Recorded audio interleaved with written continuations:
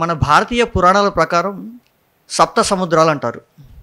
సప్త సముద్రాలు అంటే ఉప్పు సముద్రం, నీటి సముద్రం, చెరుకు సముద్రం, నెయ్యి సముద్రం, పెరుగు సముద్రం, సురా సముద్రం, ఇట్లా అన్నీ ఉన్నాయి.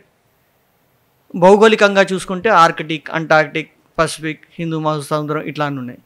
కానీ సాహిత్యంలోకే మనం వస్తే సాహిత్యంలో నాని అన్న ప్రక్రియే ఒక సముద్రం.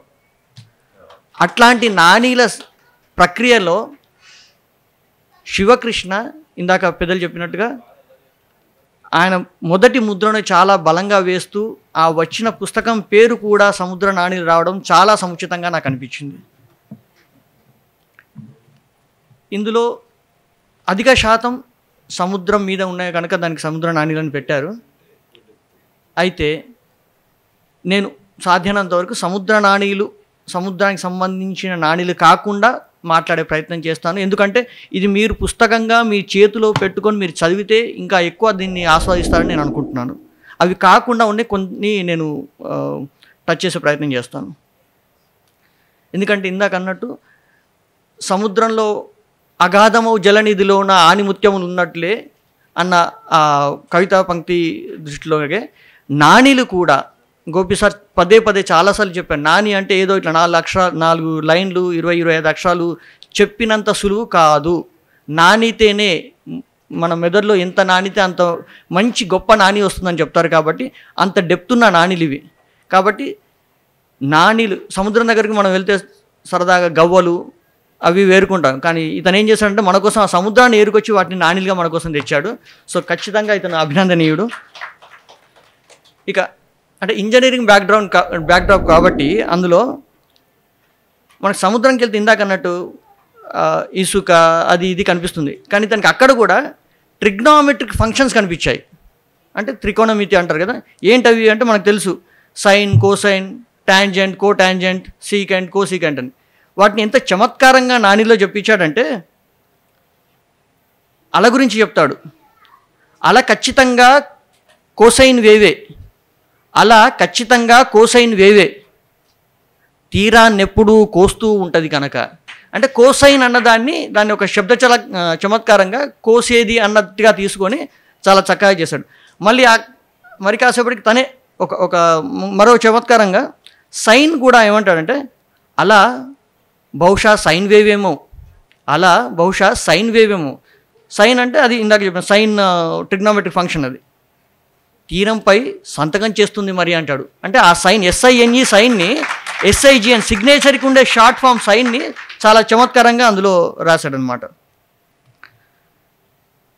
మనం తరచూ అంటే ఏకాంతంగా ఉన్నప్పుడు లేదంటే ఒంటరిగా ఉన్నప్పుడు మన చుట్టూ కొన్ని ఆలోచనలు, కొంత ఉద్విగ్నత మనకు తెలియకుండానే మన చుట్టూ పరుచుకుంటుంది. అట్లాంటి ఒక సందర్భాన్ని కూడా చాలా చక్కని నానిలో అంటాడు. అయితే అది ఎవరిది అన్నది మీరు రెండో లైన్లో మీకు తెలుసు, రెండో భావాంశం ఇచ్చినప్పుడు తెలుస్తుంది. అలల జ్ఞాపకాలతో బతికేస్తుంది, అలల జ్ఞాపకాలతో బతికేస్తుంది. ఎవరు ఊహించగలరా? అలల జ్ఞాపకాలతో బతికేస్తుంది, నడి సంద్రంలో ఒంటరి ద్వీపం అంటాడు. ఎంత చక్కని భావం. అలాగే ఇంకా కొంత భావుకత కూడా, అంటే భావుకత అంటే కొంచెం రొమాంటిసైజ్ కూడా ఉండాలి. గోపి గారు ఎప్పుడు అంటారు, ప్రేమ లేనిది అసలు ఏం లేదంటాడు ఆయన. సో అది ఉంటేనే ప్రతి దానికి మూలం ప్రేమే. కొండ కొలతల్ని తీసుకెళ్ళింది నది, కొండ కొలతల్ని తీసుకెళ్ళింది నది, ఆమనికి పచ్చరైక కుట్టిద్దామని అంటాడు. ఇందాక సిగరెట్ గురించి చెప్పాడు, అంటే ఒక సామాజిక అంశాన్ని కూడా చాలా చక్కగా ఎట్లా ఇంకొక రాశాడు. ఇది చాలా అంటే అందరూ ఆలోచించవలసిన ఒక నాని అనమాట. ఆఖరి పేజీ ముందే రాయటమా జీవితం, ఆఖరి పేజీ ముందే రాయటమా జీవితం, ఆత్మహత్య అసంపూర్ణ పుస్తకం అంటాడు. ఎందుకంటే జీవితాన్ని పుస్తకంతో పోలుస్తాం కాబట్టి అది ఆత్మహత్య చేసుకోకూడదని ఒక సామాజిక అంశంలో చాలా చక్కని నానిగా తీర్చిద్దాడు. తర్వాత అతను కూడా ఉద్యోగస్తుడే. ఏ ఉద్యోగమైనా వాటి పరిధి మేర దానికి ఉండవలసిన రీతిలో, దానికి ఉండవలసిన ఒక స్ట్రెస్ కానివ్వండి, లోడ్ కానివ్వండి, పని భారం అన్నీ ఉంటాయి. ఇది ఉన్నప్పుడే అందరికీ ఏమనిపిస్తుందంటే మేడే గుర్తొస్తుంది. ఆ ఒక్క ఆ సమయంలోనే అంటే నేను ఒక కార్మికుడిని అన్న సంగతి అప్పుడు గుర్తొస్తుంది, మామూలు అప్పుడు గుర్తురాదు, లోడులో ఉన్నప్పుడే గుర్తొస్తూ ఉంటుంది. అయితే ఆ సందర్భాన్ని కూడా ఒక ఒక అంటే కళ్ళు ఎరిపెక్కినప్పుడా మరి గుండె ఎరిపెక్కినప్పుడా తెలియదు, కానీ అట్లాంటి ఒక నాని అయితే పుడుతుంది. అది ఒక చక్కటి నాని రాశాడు. ఆకాశం ఎరుపెక్కింది, ఆకాశం ఎరుపెక్కింది, ఉదయాన్నే విప్లవ గీతం రచిస్తూ సూర్యుడు అన్నాడు. ఇది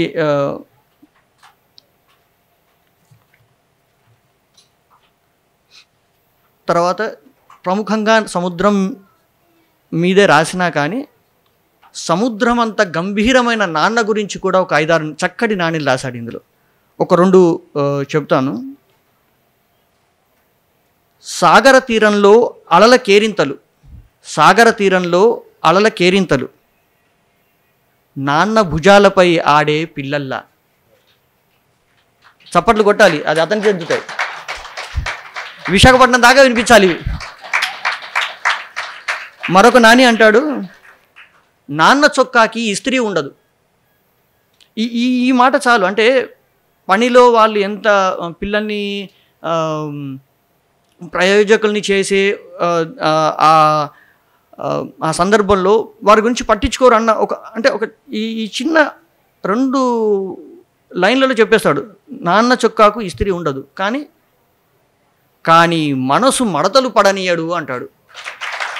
అంటే నడవడిక నేర్పించిన నాన్న మీద అతనికి ఉన్న అట్లా ప్రేమ అన్నమాట. ఒక పర్షియా కవి ఒక మాట అంటాడు. ఒక పర్షియా కవి మీకు తెలిసి ఉంటుంది బహుశా, రూమి అని ఒక పర్షియా కవి. నువ్వు సముద్రంలో బిందువు కాదు, నువ్వు సముద్రంలో బిందువు కాదు, బిందువులో నీవే సముద్రం. బహుశా నాకు అనిపిస్తుంది ఈ సముద్ర నాణీలు తెచ్చిన శివకృష్ణకి ఆ మాట వర్తిస్తుందని. నా మొదటి నాణిల సంపుటి నాణిల వసంతం కూడా ఆచార్య ఎన్ గోపి గారి చేతుల మీదుగానే రావడం, దాని ద్వారానే నేను ఈ సాహితీ లోకంలో ప్రవేశించడం. అంటే ఇది ఒక సింహద్వారం లాగా నాణిలది. అలాగే తను కూడా తన సాహితీ యానాన్ని కొనసాగిస్తాడని, ఇంకా ఇలాంటి రచనలు ఎన్నో చేయాలని మనస్ఫూర్తిగా కోరుకుంటూ సెలవు. ధన్యవాదాలు.